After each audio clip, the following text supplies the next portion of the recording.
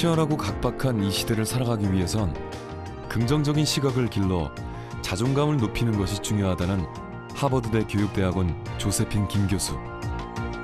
20살에 대학을 졸업하고 30살에 하버드대 교수가 된 그녀는 자녀 교육 때문에 고민하는 부모와 아이들을 상담하고 있습니다.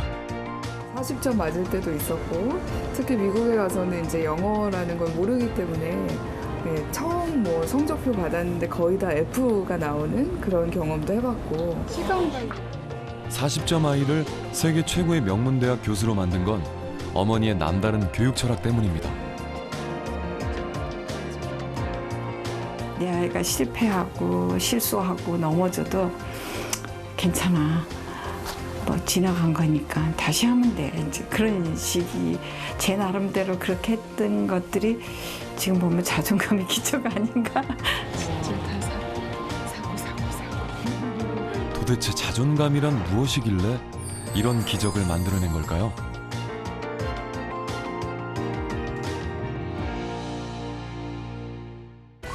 (32) 명의 희생자를 낳은 미국 버지니아 공대 2007년 전 세계를 충격에 빠뜨린 사건이 미국 버지니아 공대에서 일어났습니다.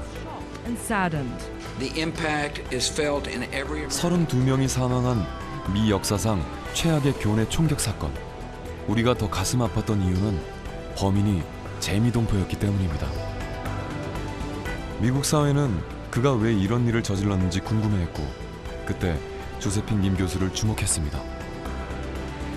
이민을 한 한국인들의 정서적인 문제를 연구해온 조세핀 김 교수는 그의 마음 깊은 곳을 들여다봤습니다.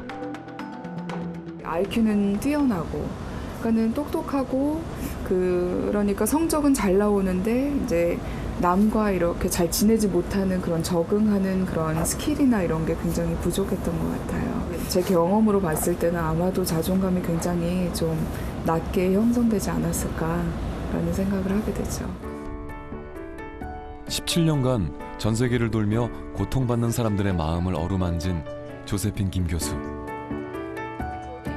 하버드대에서 아이의 발달 과정에 맞춘 상담학을 가르치며 미래의 교사들을 길러내고 있습니다. 다양한 경험을 바탕으로 살아있는 예시를 곁들인 그녀의 강의는 이해하기 쉬우면서도 강렬해 동료 교수들에게까지 인정받고 있습니다. 미국에서 퍼진 명강의 소문이 우리나라에까지 닿은 걸까요? 요즘 그녀는 한국에 오는 일이 많아졌습니다. 정말 이 자존감이라는 것은 기본적으로 자신에 대한 그런 신념의 집합이다. 내가 어떠한 사람이고, 그쵸? 특히 참 사랑받을 만한 사람이다. 이 개념이라는 것인데 이게 왜 이렇게 중요하냐? 어떻게 보면은 정말 인생을 성공으로 이끄는 그런 사고방식이다라고. 조세핀 김 교수는 부모들에게 자녀를 성공으로 이끄는 해법이 자존감에 있다고 강조합니다. 저희 한국 부모님들의 특징은 너는 그냥 따로의 인간이 아니라 너는 나의 일부분이라고 생각을 하신다는 거예요. 항상 아이는 하나의 진상일 뿐입니다. 그 원인은 반드시 누구한테 있죠? 부모님에게 있죠. 반드시. 감사합니다. 엄마가 왜 순간적으로 화가 나면 하지 말아야 될 말들이 아이한테 얼마나 상처가 되나, 이런 걸 다시 한번 깨달은 것 같아요. 아이의 자존감을 높이기 위해서는 엄마가 먼저 바꿔야겠다. 일찍부터 경쟁에 뛰어들게 하는 한국 부모들의 교육관에 일침을 가하는 그녀의 강의. 많은 공감을 불러일으킵니다. 하버드 대학교라는 세계에서 제일 좋은 대학을 다니는 그 학생들 그리고 그 부모님들을 보니까 그 공부를 잘할 수 있게 된 원동력에는 아이들의 자존감이 있더라는 거죠. 마치 붐처럼 뭐 조기 유학을 보내고 외국 대학을 보내라고 하는 것보다는 또 아니면 또 뭐 국내가 그래도 더 좋다. 뭐 이게 어느 한쪽을 이제 우리가 택하기보다는 어디에 가든지 우리 자녀들이 정말 잘 적응하고 그가 가지고 있는 아주 그릇대로 정말 멋진 삶을 살 수 있을지에 대해서 아마 조세핀 교수님이 잘 좀 가이드해 주실 수 있는 그런 역할을 하신 것이 아닌가 생각해 봅니다. 그녀가 자존감이 주는 힘에 대해 관심을 갖게 된 건 자신의 이야기 속에서 찾을 수 있습니다. 8살에 아버지를 따라간 미국. 먹을 것이 없었던 이민 생활, 그리고 4년 만에 한국에 돌아와 적응하기까지 그녀는 가난과 문화의 차이라는 숱한 벽을 넘어야 했습니다. 저도 오랫동안 상담을 하면서 고민해왔었고 또 궁금했었어요. 제 자신을 생각했을 때도 참 어려움을 어떻게 보면 인간적으로 봤을 때 어려움이 많이 있었는데 내가 어떻게 해서 이렇게 이겨낼 수 있었을까? 오랜 시간을 통해서 보니까 바로 이 자존감이라는 게 있었구나. 예, 올바르게 세워졌구나. 바로 우리 특히 부모님, 예, 우리 엄마가 이 자존감이라는 거 특히 뭐 따로 공부는 안 하신 것 같은데 어떻게 이런 지혜가 있으셨을까. 예. 자존감을 세워주신 어머니는 어떤 분이실까요? 한국에 오면 어머니 집에 머무는 조세핀 김 교수. 이번 방문엔 동행 친구가 있습니다. 아기가 지금 몇 개월이에요? 이제 9개월째. 네, 이제 그게 못 들어가. 작년에 태어난 조세핀 김 교수의 첫 아들 현준이. 애가 있으니까 엄청 바빠요. 지금 한참 또 위험한 때라 조금만 저거 하면 넘어지고 막 부딪히고. 9개월의 아기라도 미소로 바라봐야 자신이 사랑받는 존재라 느낀다는 어머니. 조세핀 교수는 그것이 얼마나 어려운 일인지 어머니가 돼서야 알 수 있었습니다. 중학교 1학년이니까 13살? 이렇게 날씬했는데. 그때는 애네 완전? 애지 이러면 13살인데. 13살 때. 이게 그 선생님한테 받으신 치마예요? 5번 그때 이렇게. 이때 5번 개가지고 이 정도? 와.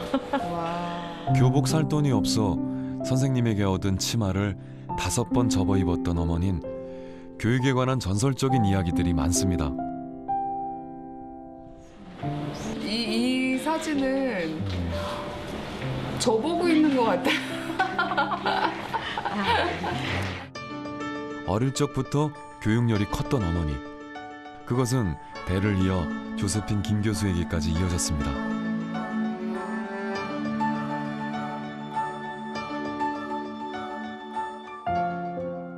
전남 장흥에서 태어난 어머니는 가난한 살림에 학교에 갈 수 없자 긴 발을 엮어 등록금을 벌었습니다. 밤이면은 막 그거를 그 긴 마리 같은 발 있잖아요. 그걸 막 치는 이렇게 엮는 거예요. 그래서 그걸로 그래서 괜히 그때도 어린 마음인데도 막 학교 놓고 가야 될 것 같은 생각이 저한테 강하게 있었죠. 막내딸로 친정 부모님의 귀여움을 독차지했던 어머니. 11살 때 갑작스레 아버지를 사고사로 여의고 고등학교 진학을 위해 혼자 서울로 올라오기까지 삶은 풀어야 할 문제들의 연속이었습니다. 항상 어떤 문제가 생기면 우리 엄마가 있었으면 우리 엄마한테는 우리 엄마가 이렇게 해줬었는데 그런 생각을 하니까 굉장히 너무너무 힘들었었어요. 그 과잉보호가. 그래서 저는 그걸 제가 느꼈기 때문에 이 아이들한테 될 수 있으면 저는 이제 과잉보호를 안 하고 세상 밖에 나가도 혼자서 살 수 있도록 하는 교육이 필요하겠다 생각해서 좀 독립을 더 많이 시켰는데 너무 많이 시킨 거죠. 어머니처럼 어린 시절 조세핀도 어렵게 자랐습니다. 서울의 판자촌에서 교회를 하셨던 부모님.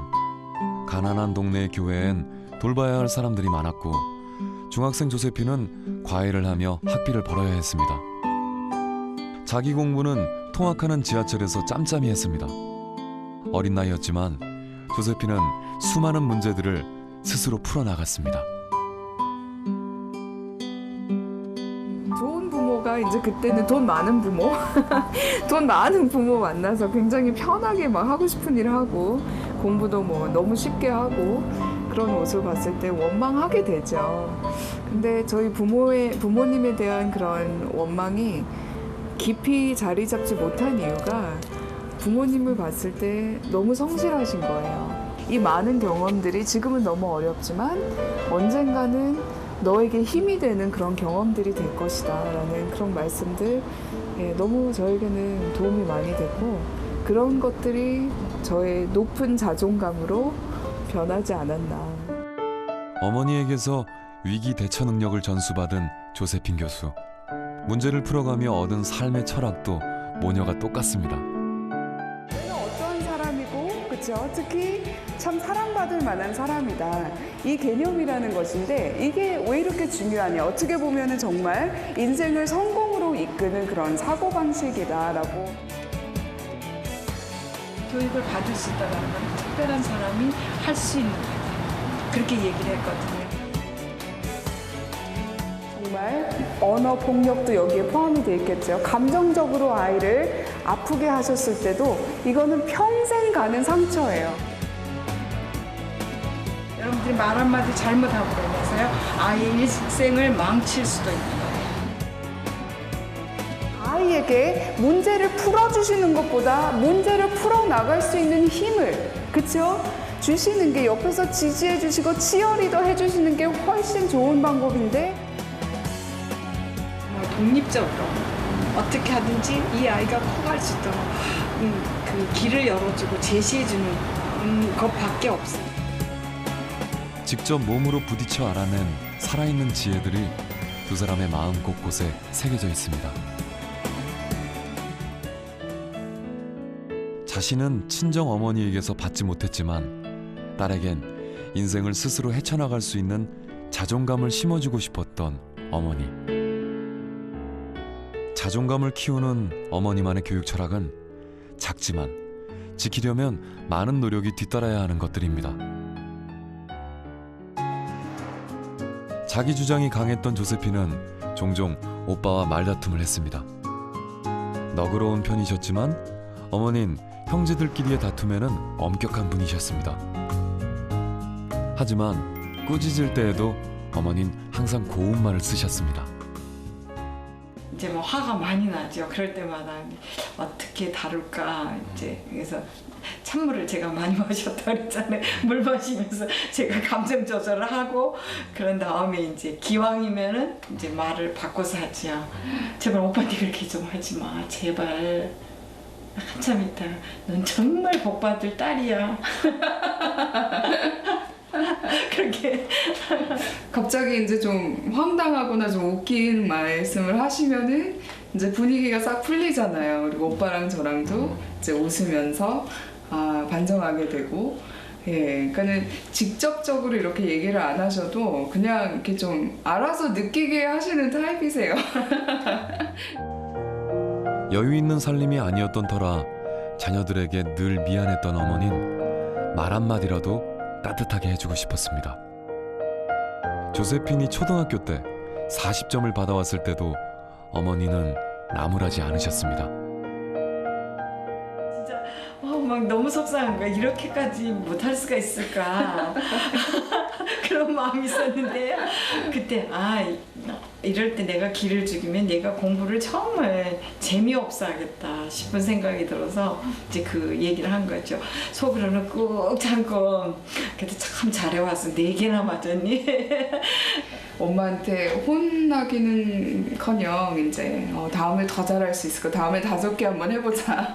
이제 막 으쌰으쌰하고 이제 학교에 갔는데 하나 틀린 아이들이 막 집에서 혼나가지고 굉장히 막 울먹거리는 그런 모습을 보면서 이상하다. 너는 왜 9개나 맞았는데 너는 왜 이렇게 슬퍼하니? 나는 4개밖에 못 맞았는데.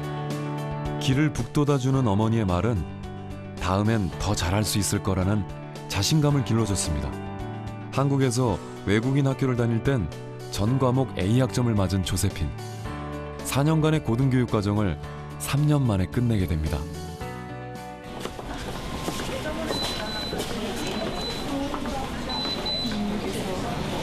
다 읽어보고 싶죠, 엄마. 어릴 적 아이들에게 좋은 글귀들을 암송시킨 어머니. 그럴 때마다 어머니도 옆에서 꼭 책을 읽으셨습니다.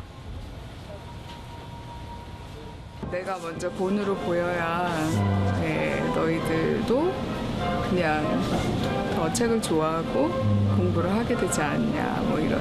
그러니까 제 기억으로는 진짜 항상 책을 하나 옆에 꼭 시간을 많이 있지 않으셨는데 그래도 책 읽을 시간을 만드셨던 것 같아요. 지금도 조세핀 김 교수가 한국에 오면 어머니는 책을 한 보따리 담아주십니다. 23, 결혼을 일찍 하는 바람에 공부를 더 하지 못한 것이 아쉬웠던 어머니. 아이를 낳은 후에는 자녀 교육서를 읽기 위해 책방을 찾아다니기도 했습니다. 열렬한 학구파 어머니를 지켜보며 자란 조세핀 김 교수. 어머니처럼 무지를 깨우쳐가는 배움의 과정이 즐거웠고 열심히 하다 보니 30살에 교수직을 제안받게 됩니다. 대학도 제가 만 20살 때 끝냈어요. 네. 그러니까는 보통 아이가 아니었던 것 같아요. 근데 참 유별나죠, 조금. 근데 그렇게 할 수 있었던 게 인생이 굉장히 쉬웠으면 그렇게 못하죠.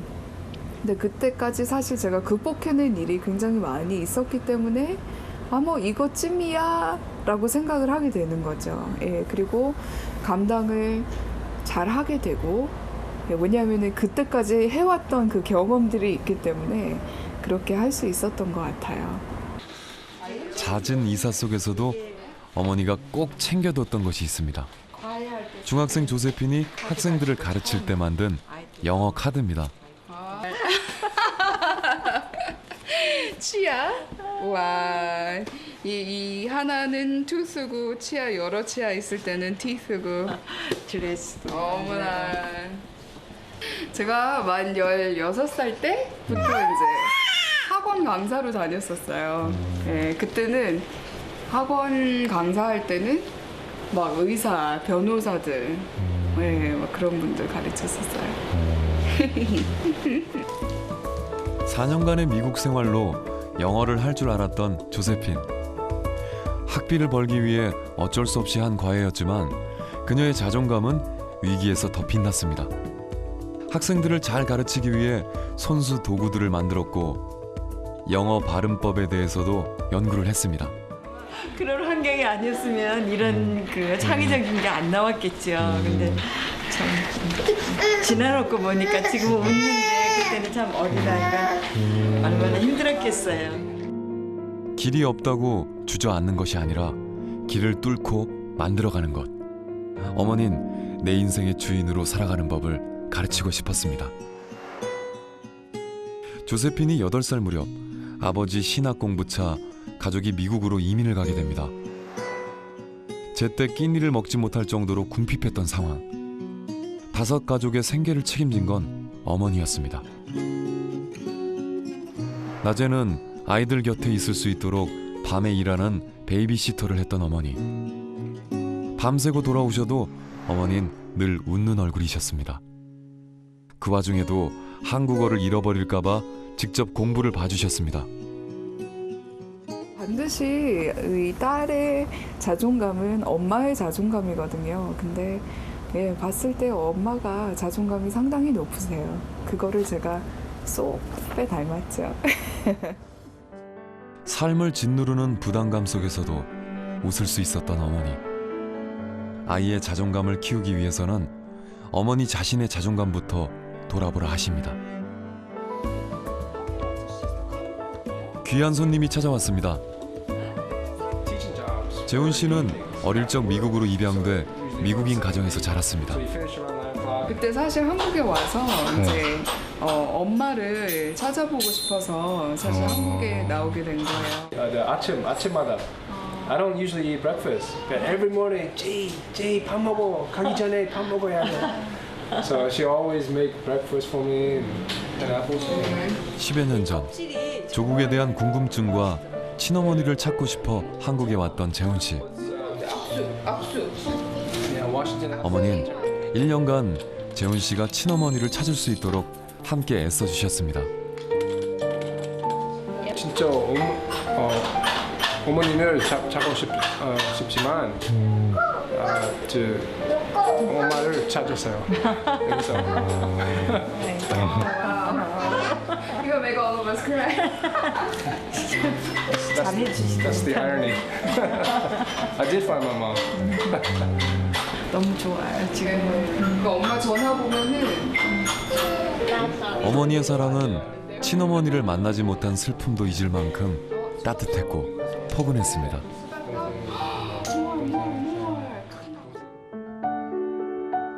도움이 필요한 사람이 생기면 어떻게 도울 수 있을까 고민하던 어머니는 환갑의 나이에 상담치료사 공부를 시작합니다. 나를 필요로 하는 사람들을 위한 배움의 열정은 뒤늦은 공부의 어려움도 있게 했습니다. 어머니에게 공부란 남을 도울 수 있는 특별한 일이었습니다. 초등학교 때 놀이터에서 놀다 그네에 눈을 부딪힌 조세핀. 눈이 퉁퉁 부어올랐지만 한편으로는 꾀가 났습니다. 오늘은 학교에 안 가도 되겠구나. 하지만 어머니는 달걀을 건네주며 학교에 보내셨습니다. 학교는 나를 특별한 사람으로 만들어주는 곳이기 때문입니다.